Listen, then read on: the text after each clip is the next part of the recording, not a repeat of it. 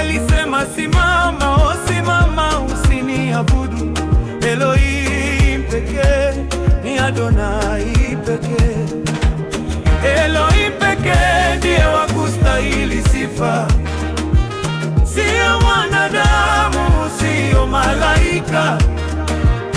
Walisema simama, oh simama, usiniabudu.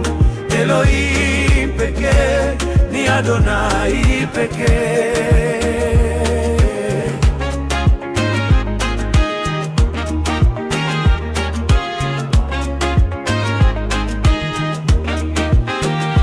Petro alipofika nyumbani kwa Kornelio, tu alijitupa chini kwa hofu na heshima, lakini Petro akamwinua haraka sana. Acha mimi ni mwanadamu tu kama wewe. Elohim pekee ndiye wakustahili sifa, sio mwanadamu, sio malaika, sio malaika. Walisema simama, usimama, usiniabudu. Elohim pekee ni Adonai pekee. Paulo na Barnaba walipotenda muujiza, watu wakasema wani miungu.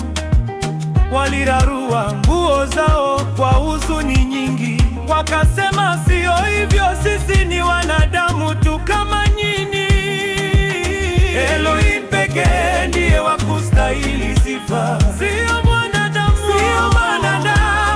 sio malaika, sio malaika. Walisema simama, usimama, usiniabudu. Elohim pekee ni Adonai pekee.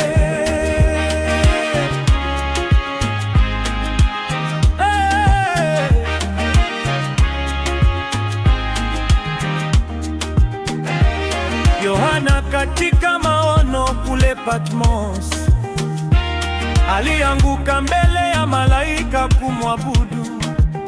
Malaika akasema, acha, usifanye hivyo. Mimi ni mtumishi tu kama wewe na ndugu. Elohim pekee ndiye wakustahili sifa, sio mwanadamu, sio malaika, sio malaika. Walisema simama, oh simama, usiniabudu. Elohim pekee ni Adonai pekee. Sifa zote, utukufu, heshima ni zake. Yeye mwenye enzi, mfalme wa wafalme. Hata nyakati hizi ni yeye pekee. Elohim pekee atukuzwe milele. Elohim pekee ndiye wakustahili sifa, sio mwanadamu, sio malaika, sio malaika. Walisema simama, oh simama, usiniabudu. Elohim pekee ni Adonai pekee.